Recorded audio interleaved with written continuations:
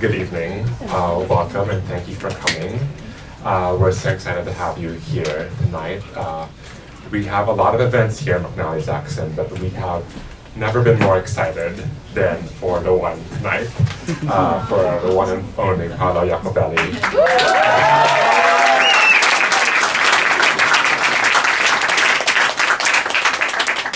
So we know it's a bit hot in here, but I think it's heavily fitting for this Nevada novel.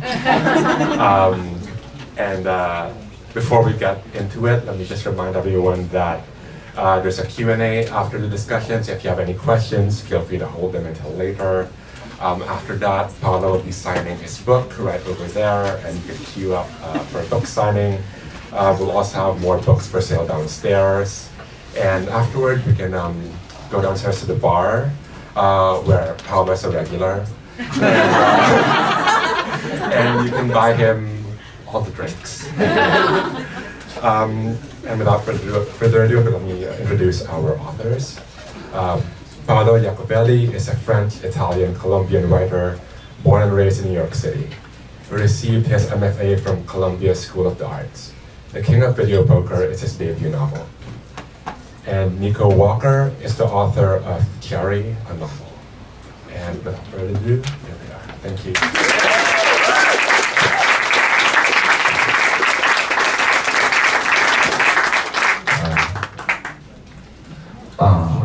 You guys hear me? No. No. Okay, no technical difficulties? Can we turn Paolo's mic up? Yes, we'll do Is this. it on? It's going to be a green button here, right there. See that when it's green? Yeah, when it is. And then after the read, we'll take them. Okay. How about now? Hello?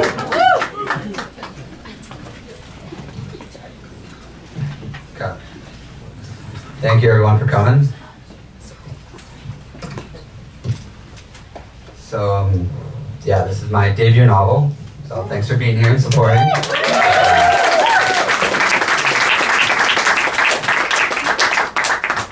So I don't want to give too much away, but the book is about the mental descent of a man into madness, really, who is a high-stakes video poker player. And I think I'm just going to read the first couple pages to start it off. Which I'll probably butcher, but... Alright. Arnold Palmer died today. The news anchor announces it on the TV hanging in the corner, as him dealt a pair of nines at a jacks or better machine. Suddenly, it doesn't matter that the news anchor previously stated an unarmed 12-year-old boy was shot dead by a police officer for stealing a Snickers bar. It doesn't matter that I'm a middle-aged white man who travels an hour and a half from Mesquite to Las Vegas 5 times a week to play high-stakes video poker and hasn't won in 14 days. And it doesn't matter that the AC blasting on the casino floor or at the wind doesn't cool my sweat stains from the arid desert heat outside. All that matters, even though I haven't heard his name in years, is that Arnold Palmer is dead. "Are you okay, buddy?" the man sitting at the machine next to me asks. "You look like you're going to cry." He pauses, trying to look over at my screen. "Your hand can't be that bad." "He died," I say. "Who died?" "Arnold Palmer." "What?" the man asks, laughing. I repeat that Arnold Palmer died, and I explain how he was a trailblazer, how his humble background and plain-spoken popularity helped change the perception of golf from an elite upper-class pastime to a more popular sport accessible to middle and working classes, how he single-handedly transcended the game of golf, took it from one level to a whole new higher level. And I keep talking about Arnold Palmer, my eyes welling with tears, mentioning that between 1960 and 1963, he won 29 PGA Tour events, when the man interrupts me. "That's the stupidest thing I've ever heard," he says.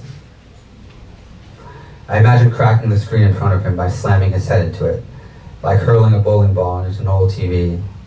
But my hands are trembling, and then my head starts to spin and my stomach tightens, and I have to grip onto the video poker machine in order to keep myself from passing out. I manage to swallow a few Valium, and then decide to go find Tim, my 15-year-old son, and Natalia, my second wife. I told them to come to Vegas with me today so we could spend time as a family.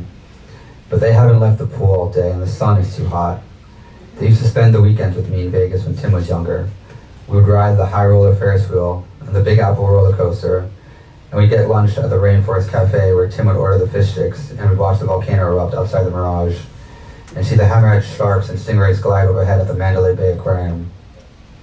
At some point, Natalia would go on a shopping spree, and I'd spend all night gambling, racking up enough points so the whole weekend would be free, everything comped, not only the valet fee.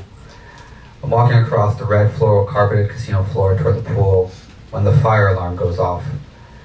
The sprinklers aren't activated, and I don't see any flames, and I don't smell anything burning, but the alarm is ringing, roaring, and the bellboys and concierges and all the employees are calmly escorting people out. The first thing that comes to mind is, someone is robbing the casino. This is a decoy, a way to get everybody out. I think about how often casino robberies happen. The New York incident, where the suspect held up the cage at gunpoint and ran off with $30,000 but got caught because he hailed a taxi. The Bellagio robbery, where when a masked man stole $500,000 worth of cash and chips but was caught because he visited the casino a month earlier with the same car. The Cosmopolitan, hit 3 times by the senior pastor of the Grace Bible Church of Las Vegas, who brandished a fake gun and finally got caught because it was an inside job with his wife, the shift manager. I try to think about the last casino fire, but nothing comes to mind besides the infamous MGM Grand Fire in the 80s, where over 80 people died. The odds that this is a robbery are higher. Everybody please calmly exit the building this way, a security guard announces. I try walking discreetly in the opposite direction, away from the crowd. If this is a robbery, somebody in the crowd will most likely be taken as a hostage or fall victim to crossfire. I hate crowds, they're like a sitting duck. I don't get very far, not even past the baccarat tables, when another security guard, some short Mexican guy, stops me. I'm lost, I say. This is not an exit, he says, before escorting me out. Outside, casino customers and hotel guests are standing beneath palm trees on the sun-soaked sidewalk, holding as many chips as they could have grabbed off the tables. Fire trucks arrive on the scene, and firefighters rush into the wind in their molded sponge rubber, looking like the creature from the Black Lagoon, as everybody else waits impatiently in the baking afternoon. Howard, the casino manager, walks over to the chief firefighter. Howard is French, and his real name is Jean-Jacques Apollinaire de la Gardinot, but he got sick of Americans butchering it when he came to the U.S., so he changed it to Howard. He told me one night over sushi and sake that he picked the name after Howard Stern, even though they look nothing alike. Howard has short, curly gray hair and an elfin steel-like nose, and I've never seen him wear the same suit twice. The security guard shouts for everyone to clear the entrance. People shuffle away, and some man with a 10-gallon cowboy hat drops several of his chips, and another man, one with a handlebar mustache, picks them up, but he doesn't hand them back, and a scuffle breaks out. The security guard tries to break it up, but the man with the 10-gallon cowboy hat accidentally punches the security guard, and the security guard then starts pounding him to the floor. The man with the handlebar mustache joins the security guard, and they team up on him, kicking him while he's down. The firefighter lights a cigarette and laughs. Howard then steps in and breaks it up. An androgynous street performer wearing red overalls, an eye patch, and an orange mullet waiting is singing, "Is there life on Mars?" But he's out of key and nobody pays attention to him. And I don't know if it's the Valium I took earlier, or the still heat, or the queer lyrics of this song, but everything feels like that melting clock in the desert. A woman talking to her pet iguana, a hand sliding up a poinsettia patterned skirt, 2 Elvis impersonators tossing dice on the pavement, the kid of some Dutch family taking a picture with Batman, and Batman aggressively telling the family to pay him his $5, and the family trying to communicate something in broken English, and Batman shouting with his fist in the air that they belong on a farm. The firefighters exit the casino with their oxygen tanks intact and announce it was a false alarm. "Natalia was worried about you," Tim says, showing up out of nowhere, a towel wrapped around his neck, his blue bathing suit dripping. I don't say anything, just stand there, looking out into the distance. "Did they put out the fire?" Tim asks. "Arnold Palmer died," I say. "Thank you."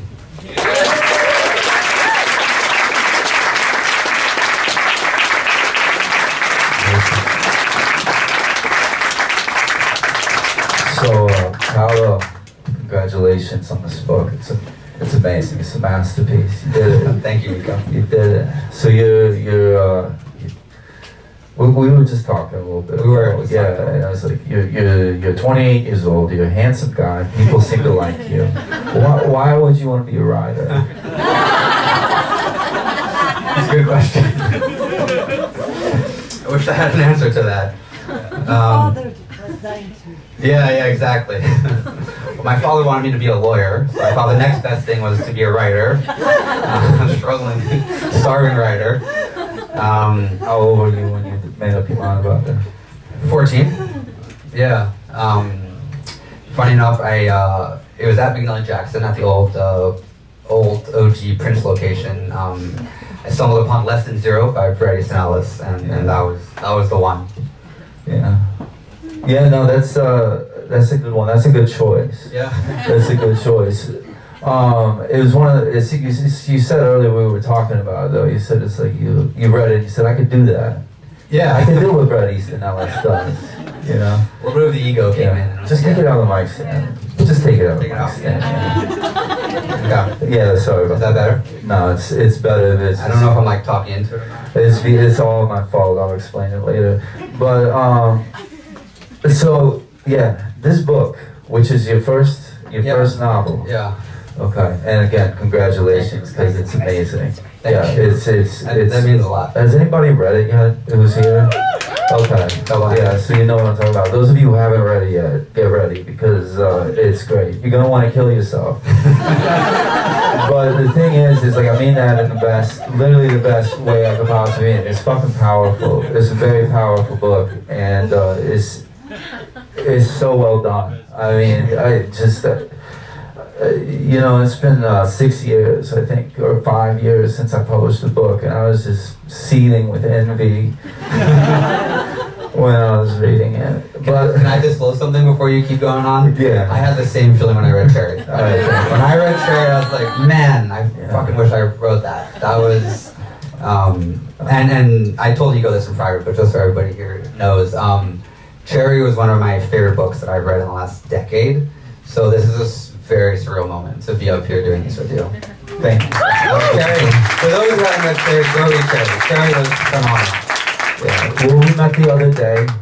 You know, we met at the reading that I did the other day, and then I was gonna come to this thing as one of y'all. I was just gonna sit in the audience and eat popcorn and whatnot. And then the original presenter, interviewer, Conversy. Stuck in Ireland with visa issues. Yeah, so. Strange blessing in disguise. Well, Getting Nico here. Well, yeah, it just depends how erudite you want it, I guess, right? But anyway, so you decided at 14 that you wanted to do this. What was the first thing that you ever wrote, fiction-wise? It was a really dumb book called Disappear Here, which was taken from a Bret Easton Ellis quote. Really, really dumb. So yeah, shelve that. Yeah, and then I wrote something else that was also really dumb. Was my take on Hemingway's The Sun Also Rises, kind of. But just good practice. Just yeah. Of course. Yeah, no, it's that's the process, right? For those who know, they know, you know. And if you're not writing all the time, then you know. Thank you, lucky stars. But when did you start working on this one? This one, I mean, so it was strange. Like, it happened so this book, for those who don't know, is based on a real event, fictionalized account, but based on a real event. Spoiler alert. Yeah, that happened in 2017, and I kind of had the idea as soon as I saw the sense, like how sensationalized it was in the media. I was reading Crime and Punishment at the time, so kind of just like a perfect storm, and I started sketching a character, got strangely obsessed with him and the world and Nevada and Vegas, which Nico has some experience with, and then just did like a bunch of research, and I don't know, I mean, like, I think the book probably was like, it took maybe around 5 years, give or take, you know, with the research, the writing, the revisions, the sending it out, the rejections, the hating yourself, the no, actually keep going, don't give up, like, give or take 5 years. Yeah, I hear you. No, no, yeah, I mean, one of the things I want to talk about, though, is, I don't know, let's see, this character. It is an unusual character to choose to want to, narrate as. It had to be sort of a little bit of trepidation going into it. Like, what were you going to, what places were you going to go psychologically if you like assumed this persona for the number of hours that it would take to write this book. Yeah. How did you approach writing this character? What did you want to achieve? Was there any sort of, I don't know. I mean, because the way I think about it, and I'm not just here. I wouldn't be just doing this randomly. I mean, this book is really fucking amazing. And your approach to the narrator, how you're able to show him objectively through his interactions with other people, and really establish like his character. Mostly to the bad, but also somewhat sympathetically. I mean, what was your vision of the character? I know that you didn't stick to his life like one for one, right? You there's a character in here, the son. Mm-hmm. You invented the son. Yeah. You changed Natalia, the spouse. You sort of switched up her identity. Even there's the fellow Howard. Howard, yeah. Yeah, the Frenchman. Yeah, the Frenchman who handles his comps. These are all made up characters. How did you navigate that? And did that change over time? And what was your approach overall? Yeah, a lot of Sopranos. Tony Soprano was probably a big influence. I was watching a lot of that. I've always been drawn to anti-heroes, people that are horrible, but that somehow you pity them and maybe find yourself rooting for them at some point, and then kind of hate yourself for rooting for them, and you're like, I shouldn't be rooting for this person, and then you end up rooting for them again at some other point. For whatever reason, I've been drawn to those characters, whether it's Tony Soprano or Breaking Bad, or I think the greatest of literature is always an anti-hero.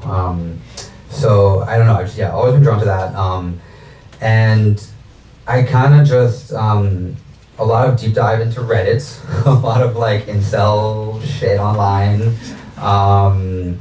The Feminist by Tony Tulamite was a big influence. And the hardest part, honestly, was getting into the head of like a boomer, and like, because the character's like, middle-aged, 50s, early 60s. Yeah, we were talking about that a little bit. I mean, the thing is it's based on a real event. Yeah. It's based on an actual guy who did a terrible thing. Mm-hmm. We'll probably give the whole thing away before it's over. We definitely will. Okay, but especially sort of you weren't. When we were first talking about it, I said the elevator pitch for this or whatever. It's like Camus' The Stranger meets In Cold Blood. I would say is like how I would describe it to somebody else in a nutshell. And so this fella, you don't make it personal. I mean, you do make it personal. It's that you got the Nevada thing, the setting. You go into great detail about I don't know, logistics, we'll say. Yes. But at the same time, the character sort of we were saying it's not really personal in as much as it's symbolic. It's an archetype. This guy. Not to ruin it for you, okay? But he's wealthy. He's wealthy. He's a white male boomer living in Nevada who makes his living allegedly, or so he says, playing video poker, right? So it's good. First of all, it's going to be hard, really, to win anybody over with this, right?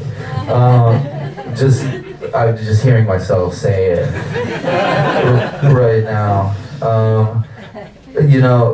But how much of this was you were trying to tell the story, tell the story of a thing that happened, of a terrible event, and put it into perspective? Because we'll talk about it later. But you made editorial choices on to that. But I mean, what were you?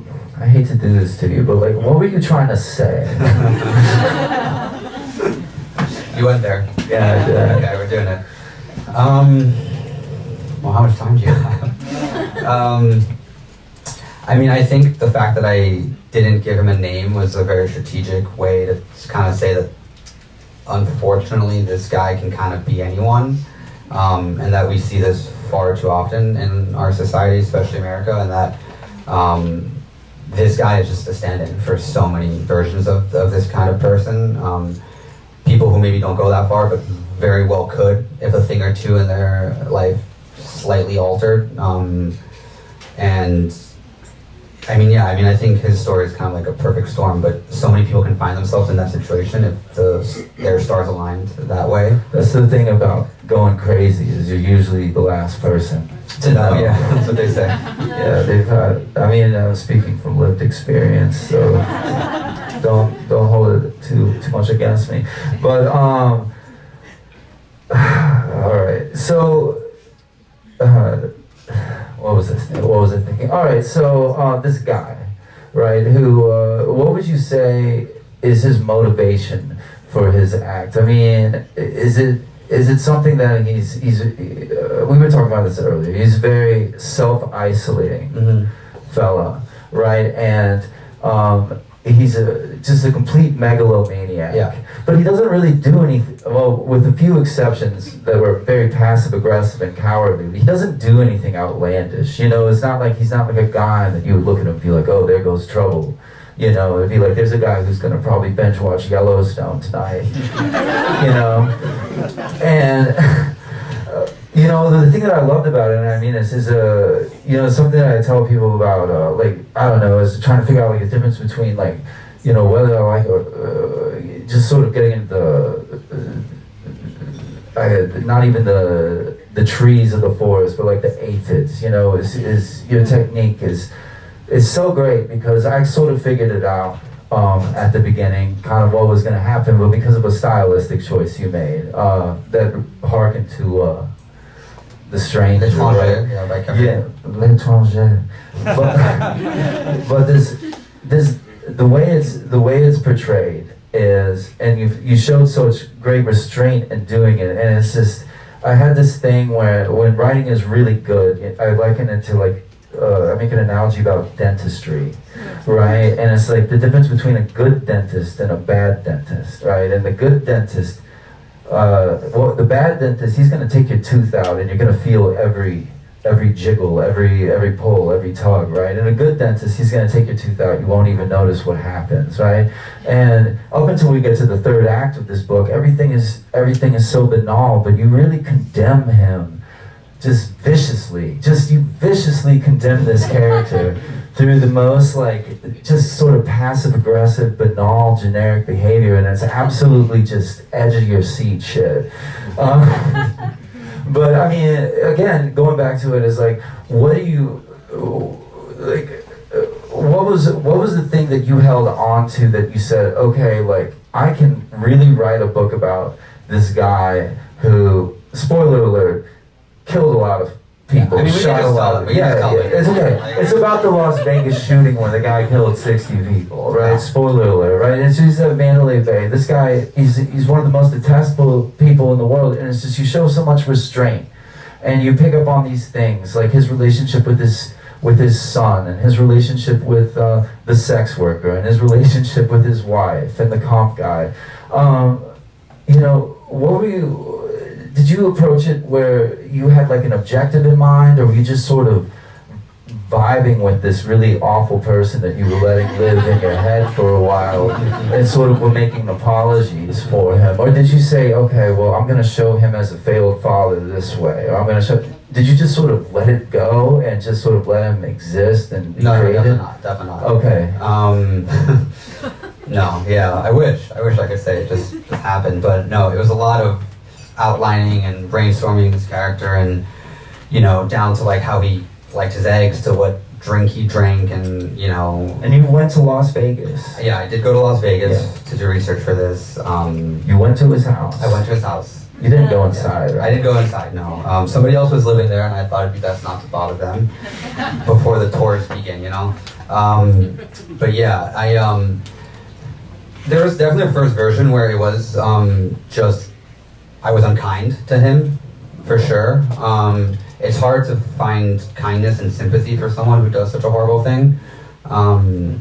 And part of wanting to write it was because of Crime and Punishment, and sort of like following that mental descent into madness, and what brings a character or a person, a human, to just kind of like break and slowly over time, and that just, yeah. I at some point realized that nobody is just evil. Even if you just commit an evil act, like you are a human before you commit an evil act. And I had to, give him some sort of humanity, which was probably one of the hardest parts for sure. And was that what the Arnold Palmer thing was about? Because that was completely made up. The thing that you said about the inciting incident being the death of Arnold Palmer. Yeah. Right? Yeah. That was you. So you basically were like, how am I going to get this boomer kicked off on the road to perdition? You were like, what would do it? What would send him over the edge? And you said the death of Arnold Palmer. That's it. That was my way in. No brainer. Then it was, it seemed obvious. Yeah, and when we mean boomer, we're not referring to a birth date. So if there's anybody, it's just a mentality, right? Yeah. So no offense to any boomers. Some would say that. Baby boomers here is completely different. But I actually I didn't know anything about Arnold Palmer. I thought it was just a drink before I wrote the book, to be honest with you. And I thought that's a drink he likes, and then I was like, oh wait, that's a golfer. And then I was like, okay, that's gonna be a stand-in for his father, and then he's got a lot of issues there, and then like, okay, that's gonna be this, and then that's gonna be the very absurd detail that just has him totally derail, and people don't understand why he's so upset over the death of some random celebrity. And like what Arnold Palmer symbolizes and like that part of America and toxic masculinity and all that stuff. So that was kind of like my way in to be like, okay, this is gonna be our way to pity this character a little bit. And if you can pity him, you can feel for him a little bit more than just to hate, because you don't want to read a whole book just hating someone. That's kind of boring and too simple. Yeah, I mean, we were talking about the Chul Han thing earlier, like about the idea of like victim and perpetrator at the same time. The modern achievement subject is both perpetrator and victim. Mm-hmm. Okay, to what extent do you think that this character is an individual versus a sort of like I read it as him being like almost like a product, Mm-hmm. This isn't this is a character who subscribes to this myth of like the rugged individual American. He lives in the desert. He's completely cut off from people. He's very isolated. He's a terrible listener, right? He's a very terrible listener, and you look at the kind of the phenomenon these days of, I don't know, Donald Trump or, incel, and it's just like how much of these people, not these people, but how much are those who kind of succumb to these mentalities, is it any sort of like individual fault of theirs, or are they just sort of like the wrong composite of marketing campaigns?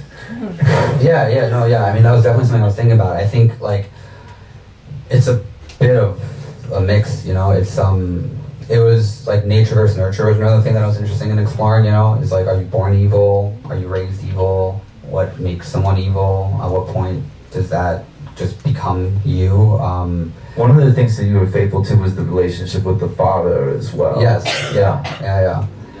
which we have some thematic linkage there. He was a bank robber. That was true. His father was a bank robber on the FBI's top 10 wanted list in the 70s for like a decade. How much of the apple falls far from the tree and whatnot. I mean, I think part of creating this character was I wanted it to feel very specific, and like this is this character and this can't be anybody else. Like you really know who this guy is, but also simultaneously he can be kind of anyone, so kind of walking that line of like getting hyper specific and focused, and then like very generic and sort of going back and forth.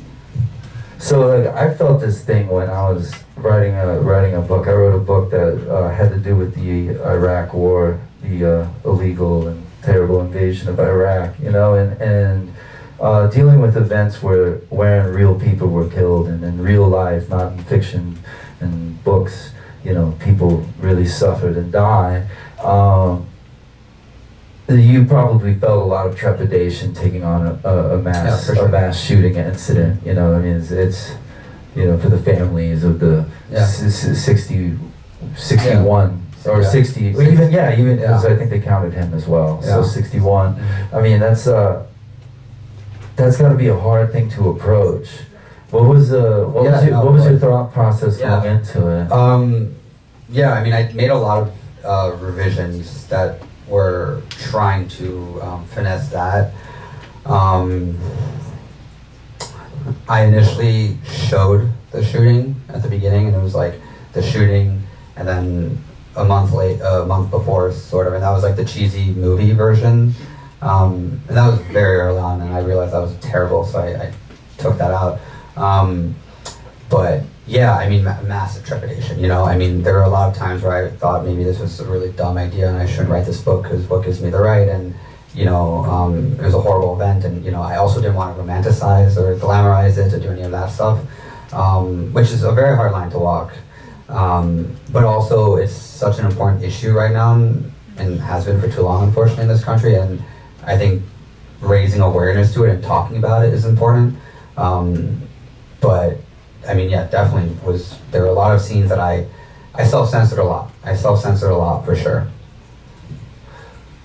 Sorry about that. I'm just. Are we done? Yeah, I think so. We're good on time. Almost, yeah. It's almost time for Q&A? Yeah, almost, yeah. Yeah, alright. Well, I mean... One thing before we go to Q&A or you ask another question, I just want to say, a big influence for this book and crafting this character was Nico's protagonist in Cherry.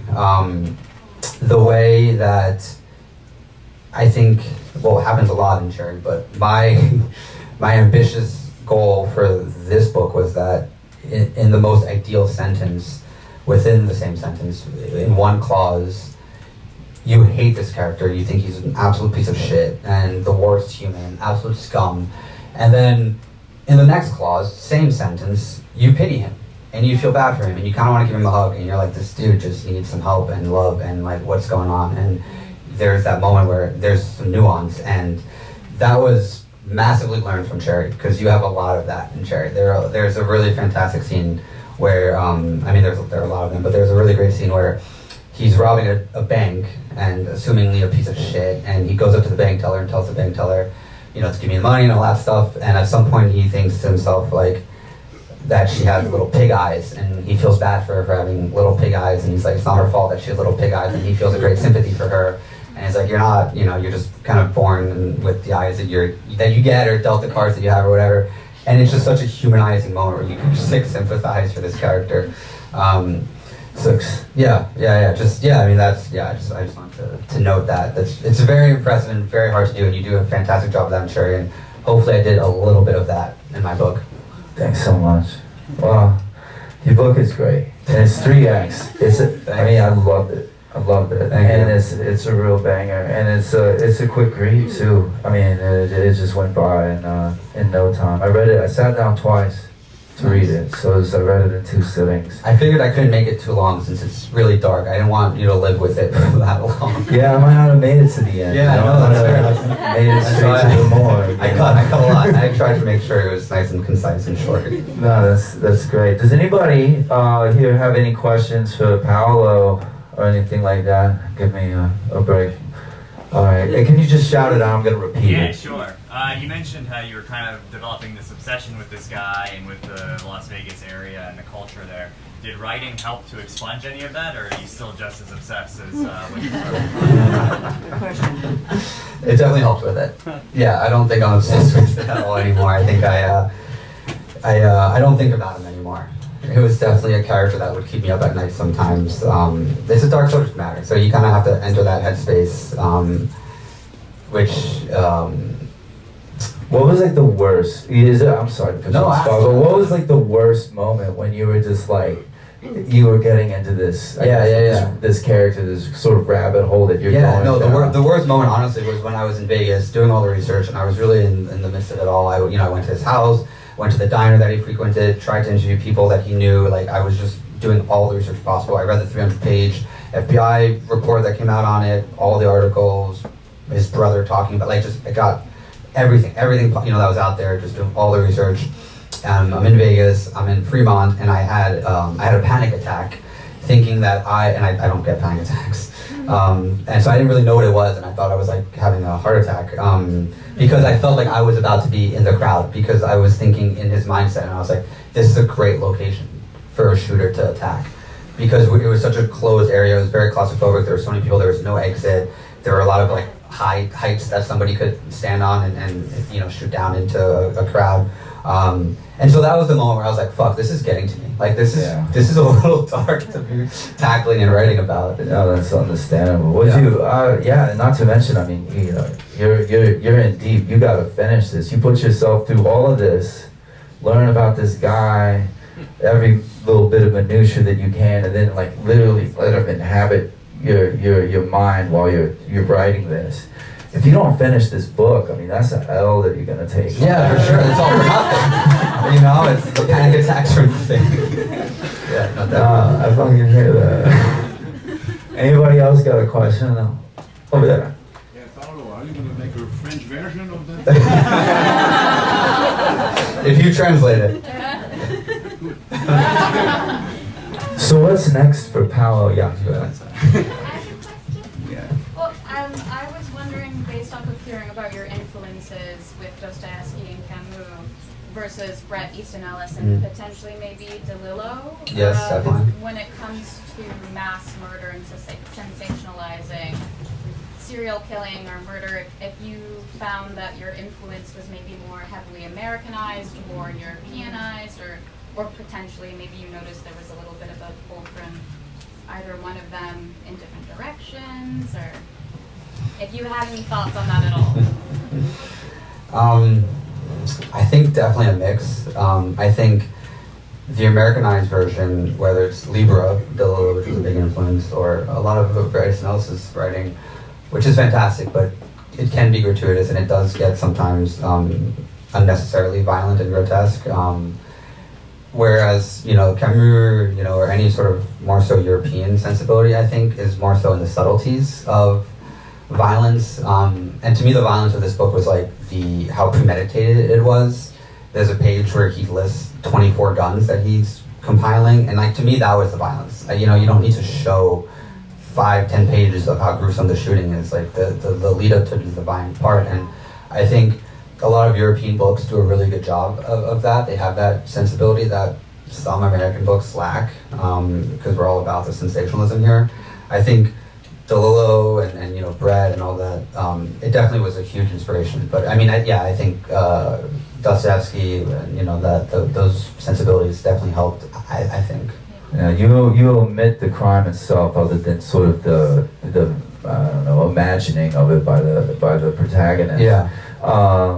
Yeah, I think, you know, for me reading it, this is just me, you know, talking. You know, I don't want to put words in your mouth, but it was like, you know, by the third act, when shit gets real, okay, I didn't really even, I was already like convinced that, you know, it's just, there was something that was just so terrible about this guy that it was like completely hopeless, right? And it was, we were talking about this at what was it, TJ Burke's. We were around the corner. Yeah. It's impossible to find. Don't look for it. Word of mouth. You just have to know it. But you know how in The Stranger, right? It's like you know, which is like a Kafka-esque sort of absurd novel where a French colonial in I believe Algeria, right, is actually tried for the murder of an Algerian, and if you don't know the history of it, the French people got away with murdering a lot of Algerians, and there was no prosecutions at all, right? And it's like, so he's convicted, right? Really not because of his crime, because the state apparatus or the judicial system is almost indifferent to it, but it's like it's like that he didn't cry at his mother's funeral. Yeah. You know, that was the thing that really condemned him. And it kind of in a similar way, it's just like, it's just these like, you know, no shootings, not even a punch, you know, no explosions, no real high drama at all, but just these sort of like everyday human interactions and just how he approached everybody. And just, I mean, I just thought it was a very powerful novel about the patriarchy and the myth of like the rugged individual and, you know, the American sort of like rejection of the idea of like community and solidarity. You're supposed to get out there and do it for yourself. And there's one way, and it's the right way. And if you can't understand that, you know, get the fuck off. And I thought it was just like the most horrifying depiction of Americanism, in you know, the bad way. You know, I mean, America. You know, we've got good Americans here. Everybody here is a good American. But I mean, I was just literally horrified, right?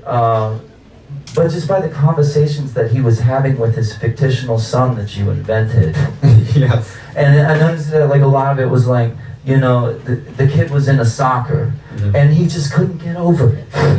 And it, you know, it had to be golf. He couldn't accept soccer. Yeah, and it was, but it became wrapped in with like social identity. You know, it's like sort of, you know, oh no, like he likes soccer. Is he homosexual? You know? Yeah. And then like, you know, and I mean, to me, I mean, that was just the stuff that was just killing me the whole time. I mean, it wasn't terrible to read because I was like, God damn, this motherfucker, right? But it was just so. It was so good what you did, and I don't know where I was going with that, but that's fine. Any other questions? Yeah. Sorry, right next to her. How did you decide what to keep fictional and what to keep from the real story? And great question. So to be honest, there wasn't that much that was out there, so I kind of took everything that I could find and just filled in the gaps. Just brushstrokes in between all the blank space. Like, the son I made up. I thought it'd be interesting to just kind of explore generational trauma and what that is and what that can do to someone. There are a couple quotes that are like I heard that he said. There's a section about religion where he says, "Your God doesn't love me," that he apparently said to his wife. Like, that's in the book. But he was a recluse, so there's like, he didn't leave behind a manifesto, he didn't have social media, he didn't have any friends. The fact that he played video poker was very telling for me. That was kind of like a detail that was also weigh in, because I was like, he's a misanthrope, he hates people. But there just wasn't that much, so I kind of just grabbed everything I could get, and then I was like, okay, what can I just make up to make this a little bit more interesting and compelling, and where can we like pity him a little bit? And for me, thinking of him with his son, trying to bond with him, but stumbling short each time because he doesn't know how, because he's trying to turn his son into the image of what he wants his son to be instead of letting his son be his own individual, like I thought was pathetic, and hopefully makes the reader feel a little bit for him and that failing. I'm gonna interrupt you real quick too. It's like when I was done with the book, and I mean, I literally just found out that these people didn't exist, and it blew my mind because, you know, I mean, it's so real. I mean, it's just beyond real. The amount of detail, the amount of nuance. I mean, it's just like, it shocked me that these weren't real people that you know got creepy and investigated and like knew where they went to high school or something. You know. I mean, it's fucking amazing accomplishment. Yeah, because I was completely surprised. Any more question? Anyone? Yeah. I had a question about pitching this book to presses in general. Great fucking question. How the hell did you? I mean, like, I politely, I don't know if I'd touch it with a 10-foot pole. Yeah, if I was a press. Like, how did you pitch it, and also the responses, especially within the small press? I mean, it's not lost on me that these are like the coolest and most interesting stuff is from small presses, and like this is an amazing small press. So like, how did working with this small press like influence this book as well? Yeah, no. So nobody wanted to touch it with a 10-foot pole. You know, I sent it to the Big Five. I queried a bunch of agents. I did all the things one does. There was a time. I had a lot of people tell me, agents, big agents at, you know, the best publishing houses tell me like, oh, it's great. Can you just take out all the part of it being about the Las Vegas shooter? I was like, well, then it's not that book. I mean, all the scenes are leading up to that. It's an exploration about that. It's a critique and satirizing America and consumerism and the culture and a lot of things going on right now. So like, if I take that out, it's a different book. So that was a very strange moment where I was like, well, how much do I give in to the industry and what they want something to be, and how much do I just like stick to my guns, no pun intended. And at some point, thank you, Al, who's here in the audience right now, was like, you should check out Clash. You should check out Clash. Yeah, big shout out to Al. And I did check out Clash, and I thought they were the fucking coolest indie press, putting out the awesomest things. Dark shit, edgy, not afraid to take chances on things. So I sent it to them. The query was probably awful, but Christoph thankfully liked the first couple pages and kept reading it, and it found its home. And so I'm immensely grateful to Clash. It doesn't even begin to cover it. That's an understatement. Clash is the good ones out there.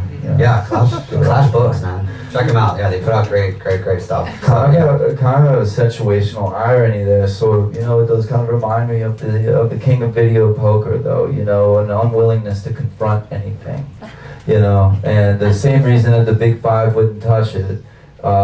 Well, I think it applies sort of in a way if you think about it. It's like you just don't want to face it. You don't want to play somebody poker IRL. You just want to get the highest score on a machine. This guy, he doesn't want to shoot people face to face. He checks into 2 hotel room suites. 32nd floor, as he's 300 feet away. He can't even hear the screams of the people he's killing. So shame on the Big Five for not publishing it, and it's their loss. And anyway. We've got time for one more question. If anybody wants to go, don't be shy. Don't make me look like a jerk by not asking a question. Make one up. Okay, I just made this up off the top of my head. Thank you. What's next? What's the next one? Sorry, that's a painful one. Yeah, that's the worst question. There's something cooking, but it's it'll probably be like another 5-6 years or whatever, however long it takes to. Well, did you give yourself, like some breathing room, like after you finish such a major project and a major undertaking? I mean, it seems like you could give yourself a break. I probably won't. Yeah. No, I mean for all those who write in this room, there's nothing like the high of being in a project and feeling it and feel like you're onto something, and you know the voice, the character, you know where it's going, or even maybe you don't know where it's going, but you know something and you're just in it and you're riding that high. And ever since this book has sort of been done, because it takes a minute once it's done before it comes out, I have been missing that feeling, so I'm definitely itching to get back into it. So yeah, hopefully soon. Can't wait to see what it is. Thanks. Everybody give us a Paolo Iacovelli. Thank you everyone for coming. If you haven't read it yet, you gotta read it. It's amazing. And if you haven't read Cherry, please go read Cherry. Please do. Don't buy it on Amazon. Used. Buy it new on Amazon. I'm just kidding.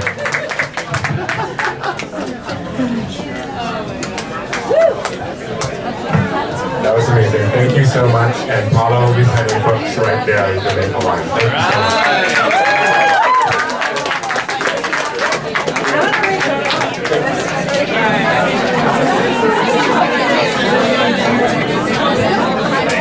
Dude, that was so funny. You got it?